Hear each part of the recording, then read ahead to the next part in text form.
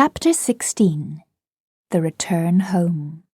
By 2 bells that morning, they were all stirring their stumps, for there was a big sea running, and Tootles, the boatswain, was among them, with a rope's end in his hand and chewing tobacco.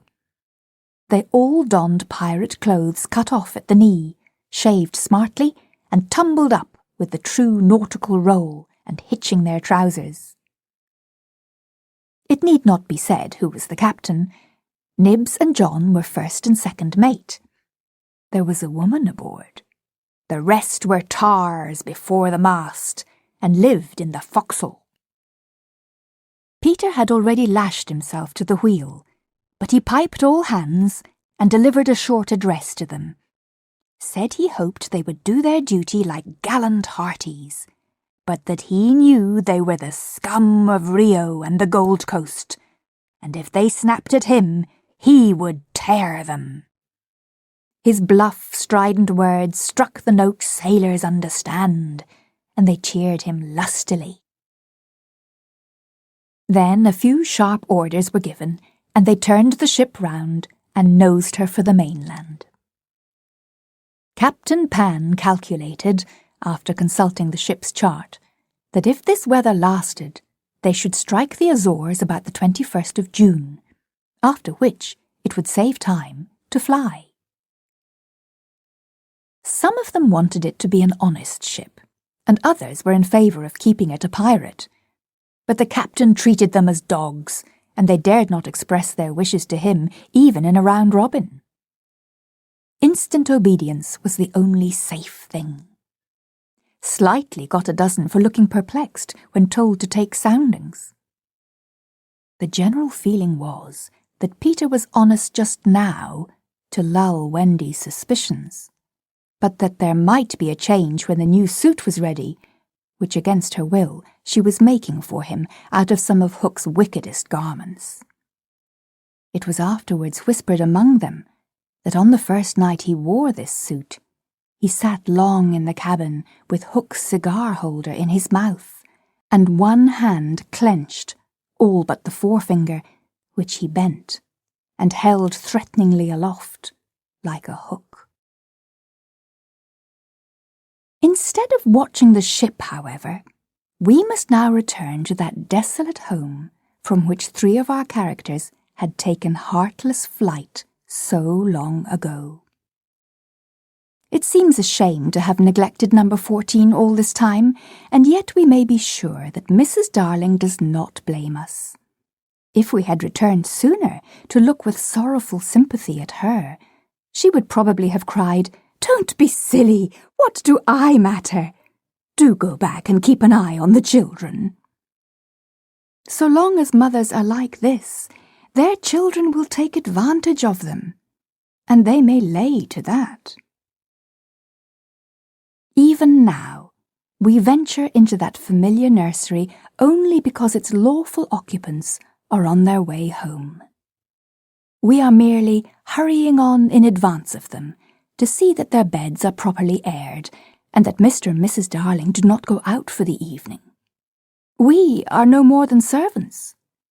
Why on earth should their beds be properly aired, seeing that they left them in such a thankless hurry? Would it not serve them jolly well right if they came back and found that their parents were spending the weekend in the country? It would be the moral lesson they have been in need of ever since we met them. But if we contrived things in this way, Mrs. Darling would never forgive us. One thing I should like to do immensely, and that is to tell her, in the way authors have, that the children are coming back, that indeed they will be here on Thursday week. This would spoil so completely the surprise to which Wendy and John and Michael are looking forward. They have been planning it out on the ship. Mother's rapture, father's shout of joy, Nana's leap through the air to embrace them first, when what they ought to be prepared for is a good hiding. How delicious to spoil it all by breaking the news in advance, so that when they enter grandly, Mrs. Darling may not even offer Wendy her mouth, and Mr. Darling may exclaim pettishly, Dash it all! Here are those boys again! However, we should get no thanks even for this. We are beginning to know Mrs. Darling by this time, and may be sure that she would upbraid us for depriving the children of their little pleasure. But, my dear madam, it is 10 days till Thursday week, so that by telling you what's what, we can save you 10 days of unhappiness. Yes, but at what a cost! By depriving the children of 10 minutes of delight. Oh, if you look at it in that way. What other way is there in which to look at it? You see, the woman had no proper spirit. I had meant to say extraordinarily nice things about her, but I despise her, and not one of them will I say now. She does not really need to be told to have things ready, for they are ready. All the beds are aired, and she never leaves the house. And observe, the window is open. For all the use we are to her, we might go back to the ship. However, as we are here, we may as well stay and look on. That is all we are, lookers on. Nobody really wants us. So let us watch and say jaggy things in the hope that some of them will hurt. The only change to be seen in the night nursery is that between 9 and 6 the kennel is no longer there. When the children flew away, Mr. Darling felt in his bones that all the blame was his for having chained Nana up, and that from first to last she had been wiser than he. Of course, as we have seen, he was quite a simple man. Indeed, he might have passed for a boy again, if he had been able to take his baldness off. But he had also a noble sense of justice, and a lion courage to do what seemed right to him. And having thought the matter out with anxious care after the flight of the children, he went down on all fours and crawled into the kennel. To all Mrs. Darling's dear invitations to him to come out, he replied sadly but firmly, "No, my own one, this is the place for me." In the bitterness of his remorse, he swore that he would never leave the kennel until his children came back. Of course, this was a pity, but whatever Mr. Darling did, he had to do in excess. Otherwise, he soon gave up doing it. And there never was a more humble man than the once proud George Darling, as he sat in the kennel of an evening talking with his wife of their children and all their pretty ways. Very touching was his deference to Nana. He would not let her come into the kennel, but on all other matters he followed her wishes implicitly. Every morning, the kennel was carried with Mr. Darling in it to a cab, which conveyed him to his office, and he returned home in the same way at 6. Something of the strength of character of the man will be seen if we remember how sensitive he was to the opinion of neighbours. This man, whose every movement now attracted surprised attention. Inwardly, he must have suffered torture, but he preserved a calm exterior even when the young criticised his little home, and he always lifted his hat courteously to any lady who looked inside. It may have been quixotic, but it was magnificent. Soon the inward meaning of it leaked out, and the great heart of the public was touched. Crowds followed the cab, cheering it lustily. Charming girls scaled it to get his autograph. Interviews appeared in the better class of papers, and society invited him to dinner and added, "Do come in the kennel." On that eventful Thursday week, Mrs. Darling was in the night nursery awaiting George's return home. a very sad-eyed woman. Now that we look at her closely and remember the gaiety of her in the old days, all gone now just because she has lost her babes, I find I won't be able to say nasty things about her after all. If she was too fond of her rubbishy children, she couldn't help it. Look at her in her chair, where she has fallen asleep. The corner of her mouth, where one looks first, is almost withered up. Her hand moves restlessly on her breast, as if she had a pain there. Some like Peter best, and some like Wendy best, but I like her best. Suppose, to make her happy, we whisper to her in her sleep that the brats are coming back. They are really within 2 miles of the window now, and flying strong, but all we need whisper is that they are on their way. Let's. It is a pity we did it, for she has started up, calling their names, and there is no one in the room but Nana. Oh, Nana, I dreamt my dear ones had come back. Nana had filmy eyes, but all she could do was to put her paw gently on her mistress's lap, and they were sitting together thus when the kennel was brought back. As Mr. Darling puts his head out at it to kiss his wife, we see that his face is more worn than of yore, but has a softer expression. He gave his hat to Liza, who took it scornfully, for she had no imagination, and was quite incapable of understanding the motives of such a man. Outside, the crowd who had accompanied the cab home were still cheering, and he was naturally not unmoved. "Listen to them," he said. "It is very gratifying." "Lot of little boys," sneered Liza. "There were several adults today," he assured her with a faint flush. But when she tossed her head, he had not a word of reproof for her. Social success had not spoilt him. It had made him sweeter.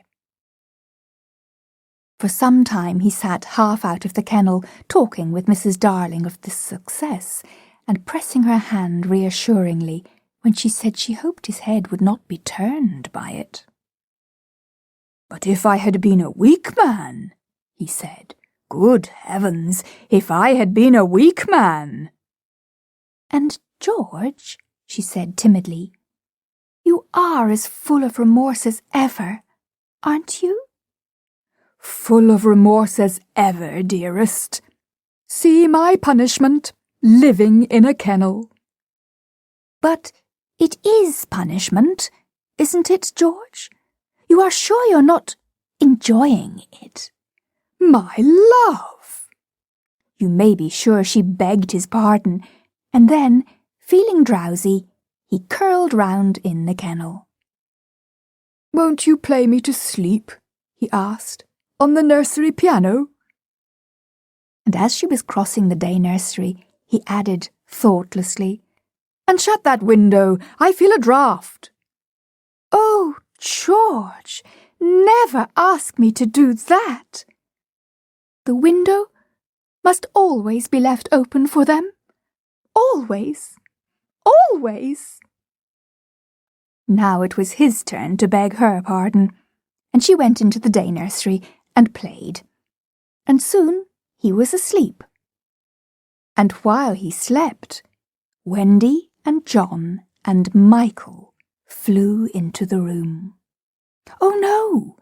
We have written it so because that was the charming arrangement planned by them before we left the ship, but something must have happened since then. For it is not they who have flown in, it is Peter and Tinker Bell. Peter's first words tell all. "Quick, Tink," he whispered. "Close the window. Bar it, that's right. Now you and I must get away by the door, and when Wendy comes, she will think her mother has barred her out, and she will have to go back with me." Now I understand what had hitherto puzzled me. why, when Peter had exterminated the pirates, he did not return to the island and leave Tink to escort the children to the mainland. This trick had been in his head all the time. Instead of feeling that he was behaving badly, he danced with glee. Then he peeped into the day nursery to see who was playing. He whispered to Tink, "It's Wendy's mother. She is a pretty lady, but not so pretty as my mother. Her mouth is full of thimbles, but not so full as my mother's was." Of course, he knew nothing whatever about his mother, but he sometimes bragged about her. He did not know the tune, which was Home Sweet Home, but he knew it was saying, "Come back, Wendy, Wendy, Wendy." And he cried exultantly, "You will never see Wendy again, lady, for the window is barred." He peeped in again to see why the music had stopped, and now he saw that Mrs. Darling had laid her head on the box, and that 2 tears were sitting on her eyes. "She wants me to unbar the window," thought Peter, "but I won't. Not I." He peeped again, and the tears were still there, or another 2 had taken their place. "She's awfully fond of Wendy," he said to himself. He was angry with her now for not seeing why she could not have Wendy. The reason was so simple. "I'm fond of her too. We can't both have her, lady." But the lady would not make the best of it, and he was unhappy. He ceased to look at her. But even then, she would not let go of him. He skipped about and made funny faces. But when he stopped, it was just as if she were inside him, knocking. "Oh, all right," he said at last, and gulped. Then he unbarred the window. "Come on, Tink," he cried with a frightful sneer at the laws of nature. "We don't want any silly mothers." And he flew away. Thus Wendy and John and Michael found the window open for them after all, which of course was more than they deserved. They alighted on the floor, quite unashamed of themselves, and the youngest one had already forgotten his home. "John," he said, looking around him doubtfully, "I think I've been here before." "Of course you have, you silly. There is your old bed." "So it is," Michael said, but not with much conviction. "I say," cried John, "the kennel!" and he dashed across to look into it. "Perhaps Nana is inside it," Wendy said, but John whistled. "Hello," he said, "there's a man inside it." "It's Father!" exclaimed Wendy. "Let me see Father," Michael begged eagerly, and he took a good look. "He's not so big as the pirate I killed," he said with such frank disappointment that I am glad Mr. Darling was asleep. It would have been sad if those had been the first words he heard his little Michael say. Wendy and John had been taken aback somewhat at finding their father in the kennel. "Surely," said John, like one who had lost faith in his memory, "he used not to sleep in the kennel." "John," Wendy said falteringly, "perhaps we don't remember the old life as well as we thought we did." A chill fell upon them, and served them right. "It is very careless of Mother," said that young scoundrel John, "not to be here when we come back." It was then that Mrs. Darling began playing again. "It's Mother!" cried Wendy, peeping. "So it is," said John. "Then are you not really our mother, Wendy?" asked Michael, who was surely sleepy. "Oh dear," exclaimed Wendy, with her first real twinge of remorse. "It was quite time we came back." "Let us creep in," John suggested, "and put our hands over her eyes." But Wendy, who saw that they must break the joyous news more gently, had a better plan. "Let us all slip into our beds and be there when she comes in, just as if we'd never been away." And so, when Mrs. Darling went back to the night nursery to see if her husband was asleep, all the beds were occupied. The children waited for her cry of joy, but it did not come. She saw them, but she did not believe they were there. You see, she saw them in their beds so often in her dreams that she thought this was just the dream hanging around her still. She sat down in the chair by the fire, where in the old days she had nursed them. They could not understand this, and a cold fear fell upon all the three of them. "Mother!" Wendy cried. "That's Wendy," she said, but still she was sure it was the dream. "Mother!" "That's John," she said. "Mother!" cried Michael. He knew her now. "That's Michael," she said, and she stretched out her arms for the three little selfish children they would never envelop again. Yes, they did. They went round Wendy and John and Michael, who had slipped out of bed and run to her. "George! George!" she cried when she could speak, and Mr. Darling woke to share her bliss, and Nana came rushing in. There could not have been a lovelier sight, but there was none to see it, except a strange boy who was staring in at the window. He had ecstasies innumerable that other children can never know. But he was looking through the window at the one joy from which he must be forever barred.